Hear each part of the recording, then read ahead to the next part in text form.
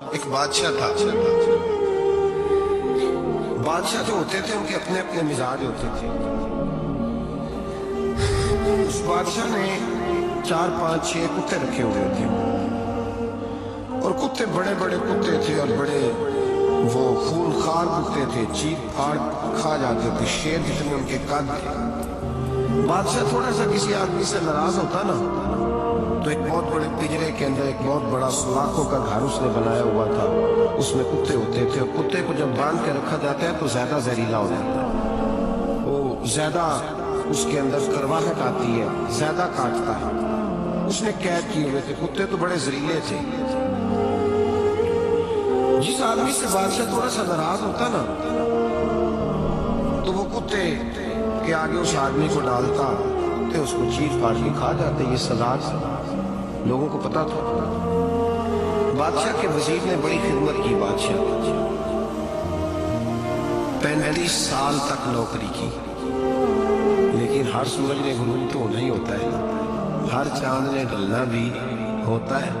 اب بوڑھا ہونے لگا، وہ جو مضبوط حادثہ تھا وہ کمزور ہونے لگا، ہلکی ہلکی غلطی۔ بادشاہ مزاج کا بادشاہ تھا، تو نہیں سمجھ میں آیا تو میں نے کہا کہ لوگ کہتے ہیں ہمیں کام پیارا ہے، چم نہیں، تو رشتہ وفا کا تھا ہی نہیں۔ وزیر سمجھنے لگا کہ اب نا میں بھی غلطیاں کرنے لگا ہوں، تو ایسا نہ ہو کسی دن میں بھی ان کتوں کا شکار ہو جاؤں۔ اس نے بادشاہ سے کہا کہ بادشاہ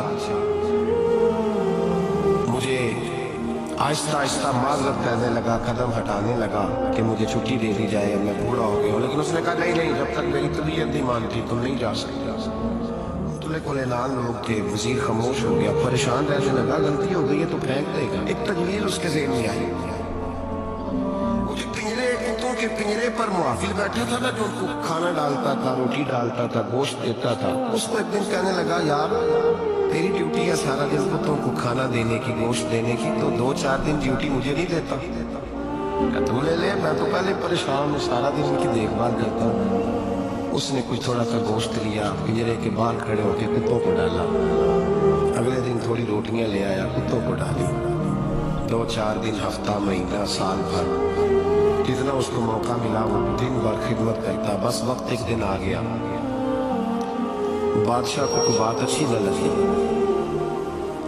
نہ لگی، اس نے کہا اس بڈھے کو اٹھاؤ اور ڈالو کتوں کے پنجرے میں، ساری زندگی یہاں رہا، اسے ابھی تک نہیں پتا چلا میرے مزاج کا۔ اٹھا کے پنجرے میں ڈالا نا تو بجائے اس کے کہ کتے اسے کاٹ کھاتے، وہ اس کے پیر چومنے لگے، وہ پیر چومنے لگے، ہاتھ چومنے لگے، چاٹنے لگے۔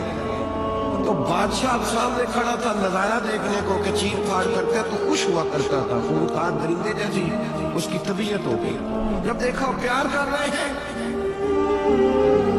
تو بادشاہ وزیر سے کہنے لگا یہ کیا ہے؟ تو وزیر رو پڑا، کہنے لگا تو سیاستدان تھا تو میں بھی سیاستدان تھا، ساری زندگی سیاست کی، لیکن دنیا داروں کے ساتھ رہا تو انجام یہ ہوا کہ مجھے اس پنجرے میں ڈال دیا گیا۔ دیکھ تو بہت بڑا سیانہ تھا اور میں بھی سمجھدار تھا، وزیر رہا، لیکن ہمارا روح کا رشتہ نہ بن سکا۔ ارے ہم سے تو یہ کتے ہی اچھے نکلے، تیری 40 35 سال خدمت کی تو تو نے کتوں کے آگے ڈال دیا، انہیں تو چند مہینے روٹی ڈالی ہے، میرے وفادار ہو گئے۔ چند مہینے روٹی جنہ تنا وچ عشق نہ رچیا، کتے ہونا تھی چنگے، جنہ تنا وچ عشق نہ رچیا، کتے ہونا تھی چنگے۔ مالک دے کر راکھی کر دے ساور بھوکے ننگے۔ اور بابا بلے شاہ صاحب فرماتے ہیں تو راتی جاگے تے شہد سداوے، راتی جاگ دے کتے تے تیتھوں کتے، مالک دا در مول نہ چھڑ دے، پانے مارو 100 جتے تے تیتھوں کتے، رکھا سکھا کھا دنے جا رکھاں وچ ستے، تیتھوں کتے ایک برکی دا قدر پچھانن، پاوے مالک ہون ستے۔ ایک برکی دا اوپر کھڑے ہو کے کام نہیں کرانا پڑتا کہ میں کھڑا رہوں گا تو کام صحیح ہوگا، جاؤں گا تو نہ، ایک برکی دا قدر پچھانن، پاوے مالک ہون ستے۔ پھر اپنے آپ کو مخاطب کیا، کہنے لگے اٹھ گلیا، چل یار منا لے، بیٹے بازی رہ گئی۔ مولانا رومی کہتے ہیں کہ چڑیا اور چڑا مذکر مؤنث دونوں کٹھے بیٹھے تھے. تو ایک بندہ آ گیا صوفی میری طرح پگڑی شگڑی باندھی ہوئی جبے کبے میں لگا ہوا. جتنے فتنے آج آپ کو نظر آ رہے ہیں نا یہ جبوں کے پیچھے نکلتے ہیں سارے. عوام بیچاری کو تو پتہ ہی نہیں تھا کہ یہاں بھی الجھنا ہے. انہوں نے پگ پکڑ کے چکر چلا دیے. کبھی کوئی کہانی سناتے ہیں تو کبھی کوئی کہانی سناتے ہیں, کبھی نہیں. اور میں شکوہ کرنے لگا ہوں مجھے کر لینے دو. کیا تم نے کبھی معیشت پر بھی تقریر کی ہے؟ حضور نے معیشت نہیں دی. کیا تم نے کبھی قوم کو معاشرت بھی سکھائی ہے؟ یہ بھی تم نے بتایا ہے کہ دینا مرنا کیسے ہے؟ وہاں الجھاتے ہو جہاں نوجوان کہتا ہے کہ یار طے کچھ نہیں ہوا آپ کے درمیان ابھی تک. جو کہانی سنا رہا تھا وہ بھی بڑے جذبات میں تھا, رو رہا تھا. جو رد کر رہا تھا وہ بھی جذبات میں تھا, رو رہا تھا. تو ہم کدھر جائیں گے؟ آپ نے قوم کو کس طرح اس پہ کھڑا کر دیا. شکوہ کرنے لگا ہوں. وہ چڑا اور چڑی دونوں بیٹھے تھے. ایک بندہ صوفی صاحب ہی آ گیا, بڑا جناب جبا کبا بڑی بات. چڑیا چڑے سے کہنے لگی اڑ جائیں, یہ شکاری نہ ہو رہی. چڑا کہنے لگا نہیں, شکاریوں کا لباس اور ہوتا ہے, یہ تو درویشوں کا لباس ہے, رہنے دو, بیٹھے رہتے ہیں. اس نے بڑا سمجھایا چڑیا نے, پر چڑیا کی بات مانتا بھی کوئی نہیں نا. کبھی کبھی مان جائے گا فائدہ ہوتا ہے. چڑیا کی مانے کون؟ چڑیا کو تو لوگ چھوٹا جانتے ہیں. تو وہ چڑا بیٹھا رہا, پر وہ بندہ آیا. ہائے ہائے, آپ یقین کریں لوگ میرے پاس آتے ہیں تو ولی سمجھ کے آتے ہیں. وہ جو میرے پاس ولی سمجھ کے درویش سمجھ کے آیا اسے ثواب مل گیا, لیکن اگر میں نے دھوکہ دیا تو قیامت میں میری سزا بڑھ جائے. مجھ سے میرا رب پوچھ لے گا وہ تو ٹھیک تھا, وہ تو تیری پگڑی داڑھی دیکھ کے آیا تھا, تو اپنی بات بتا تیرے اندر کیا تھا. تو وہ قریب آیا نا وہ صوفی درویش, اللہ ماشاء اللہ, اسے نا گلیل پیچھے چھپائی ہوئی تھی. اس نے گلیل نکالی اور ماری اور چڑا مر گیا. چڑیا بڑی پریشان ہوئی. اس نے جا کے بادشاہ کو شکایت کی, جنگل کے بادشاہ کو, شیر کو. شیر نے کہا تو فکر نہ کر, بندہ پکڑ لیتے. بندہ پکڑ لیا, گرفتار کر لیا, سامنے آ گیا. تو چڑیا کہنے لگی, شیر کہنے لگا چڑیا سے کہ اپنا پکڑ تو ہم نے لیا ہے, سزا ہم نے نہیں دینی. اگر یہ بات آپ کی سمجھ میں آ گئی نا, مسئلہ صرف لیڈروں کا نہیں, کارکن بھی بڑے خطرناک ہیں. ناراض ہو گیا ہو؟ مسئلہ مریدوں کا نہیں, یہ پیروں کا نہیں, صرف یہ مرید بھی نہیں کہیں ہلنے دیتے.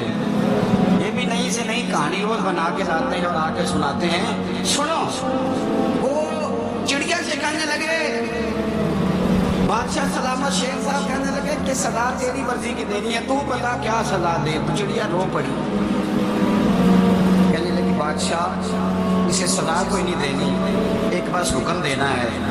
اسے کہا وہ کیا؟ تو وہ کہنے لگی اسے حکم کرے, اگر اس نے شکار کرنا ہے تو لباس بھی شکاریوں والا پہننا. اس نے لباس صوفیوں والا پہننا ہے اور اندر سے شکاری ہے.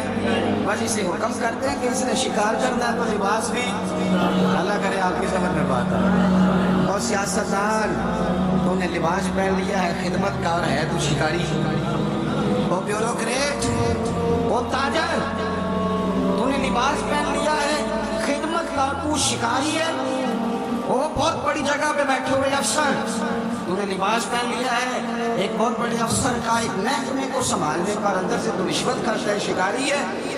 اور درویش صاحب, مولوی صاحب اور بڑے کام ہے لوٹنے کے لیے درویش بن کے بنانا. آپ کی طبیعت کے اندر دولت سے بیزاری. حضرت ابو درداء, حضرت ابو موسیٰ اشعری, حضرت ابو ہریرہ رضی اللہ تعالیٰ عنہ, یہ سمجھ لیں ان کے کلاس فیلو تھے, ان کے ساتھ پڑھا تھا انہوں نے. حضرت ابو ذر غفاری ان پر بھی جلال کرتے. آپ یقین کریں کہ طبیعت نا ایسے کیف میں آ گئی ان کو پڑھ کے. ان کو پڑھا جب کچھ دنوں سے تو کچھ انوکھا, یہ انوکھی وجہ ہے, سارے زمانے سے نرالے ہیں. یہ بندے کون سی بستی کے یار اب رہنے والے ہیں, یہ کس طرح کے لوگ ہیں, کیا سوچ ہے. حضرت ابو درداء رضی اللہ تعالیٰ عنہ کے گھر کے قریب سے گزرے تو حضرت ابو درداء مکان بنا رہے تھے. کیا جملہ کہا, تڑپ گئی روح. فرمانے لگے ابو درداء تجھ سے مجھے یہ امید نہیں تھی یار, فرمایا کیا ہوا؟ فرمانے لگی اب تیرا مکان بنانے کے لیے بھی اللہ کے بندوں کی پشتوں پر اینٹیں رکھی جائیں گی. تیرا مکان بنانے کے لیے رب کے بندوں کی پشتوں پر اینٹیں تیرے لیے. حضرت ابو درداء نے گردن جھکا لی. فرمایا یار جہاں تو ہے نا تو بالکل ہی ٹھیک کہتی ہے. کیوں؟ میرے نبی پاک صلی اللہ علیہ وسلم نے فرمایا اس زمین کے اوپر اور آسمان کے نیچے ابو ذر غفاری سے سچا بندہ کوئی نہیں، ان سے زیادہ سچا کوئی. میں تو ٹھیک کہتا ہے یار، صحیح کہتا ہے. حضرت ابو موسیٰ اشعری رضی اللہ تعالیٰ عنہ کو گورنر بنا دیا گیا عراق کا. اب حضرت ابو موسیٰ اشعری صحابہ میں ایک بڑے جلیل القدر صحابی ہے اور ان کی عظمتیں، رفعتیں، بلندیاں کیا کہنا، بڑی گہری دوستی تھی. لیکن جب وہ گورنر بن گئے نا تو آپ نے فرمایا بس بھائی اب تو نے عہدہ لے لیا ہے، یہ بندے کو ٹھیک نہیں جانے دیتی تھی، اب تو عہدے میں چلا گیا. بڑی مدت کے بعد ملاقات ہوئی حضرت ابو موسیٰ اشعری کے ساتھ. وہ دوڑ کے آئے حضرت ابو ذر غفاری کے گلے ملنے. میرا بھائی میرا بھائی. فرمایا پیچھے ہٹ جا، میں نہیں تیرا بھائی، تو گورنر ہے، میں غریب آدمی اپنا کام. پھر دوڑ کے آئے. فرمایا ابو ذر تو میرا بھائی ہے یار، اکٹھے پڑھتے تھے حضور. فرمایا نہیں جا تو نہیں میرا بھائی. پھر آئے. جانتے تھے نا یہ سچا بندہ، یہ سچا بندہ ہے، یہ تقریروں والا نہیں، صرف بازوں والا نہیں، اس کے اندر بھی بڑی سچائی. قریب آئے، آ کے کہا یار تو میرا بھائی ہے، میرے سینے لاگ. فرمانے لگے تو تیسری بار آیا ہے، مومن ہے، میں منہ نہیں موڑ سکتا، پر پہلے مجھے بتا گورنر بننے کے بعد تو نے مکان کتنے بنائے، باغ کتنے لگائے، چکیاں کتنی لگائیں، کتنے تو نے چیزیں بنائی ہیں، پہلے بتا. تو حضرت ابو موسیٰ اشعری نے ان کا ہاتھ پکڑا، رونے لگے. کہنے لگے جس محبوب سے تو نے تربیت لی ہے میں بھی انہی کا نوکر ہوں. جن کپڑوں میں میں عراق گیا تھا میرے ہاتھ بھی وہی ہے. یار کیا بات کرتا ہے، میرے وہی ہیں. مجھے بتا اگر یہ عہدے خدمت کے ہم نہیں لیں گے تو پھر کیا ظالموں کو دیں گے، غیروں کو دیں گے؟ نہ کر، کچھ نہیں بنایا. حضرت سیدنا ابو موسیٰ اشعری رضی اللہ تعالیٰ عنہ روئے اور جب کہا نا کوئی شے نہیں میرے پاس، تو فرمایا اچھا چل آ جا، پھر سینے لگ جا، تو واقعی میرا بھائی میرا بھائی. پھر حضرت ابو ذر غفاری نے محبت فرمائی. وہ درویشی، وہ فقیری، وہ سادگی، وہ نورانیت، وہ دل کے ساتھ اندر. ہمارے تو بہت سارے لوگ ہیں جو کہتے ہو کہاں لے جانا ہے مال، کیا ضرورت ہے مال کی، ہر وقت مال کی مخالفت کرتے، لیکن دل ان کا کہتا ہے کہ آئے صحیح کسی طریقے سے، پہنچے صحیح. حضور نے فرمایا بعض لوگوں کی زبانیں شہد سے زیادہ میٹھی، دل بھیڑیے سے زیادہ خطرناک. اوپر سے کہہ کچھ رہے ہیں، اندر حالات کچھ اور ہیں. لیکن حضرت ابو ذر غفاری رضی اللہ تعالیٰ عنہ پوری دولت سے، آپ فرماتے کیوں ہے لوگوں کے پاس مال، کس لیے اتنا مال جمع کیا ہے، کیا ساری غریبی ختم ہو گئی؟ اور اگر آپ نے ابھی تک ہمارا چینل سبسکرائب نہیں کیا تو فوراً سبسکرائب کیجئے، ساتھ ہی بیل آئیکن پر کلک کریں تاکہ مزید آنے والی ویڈیو ہے وہ آپ کو وقت پر ملتی رہے. اللہ حافظ.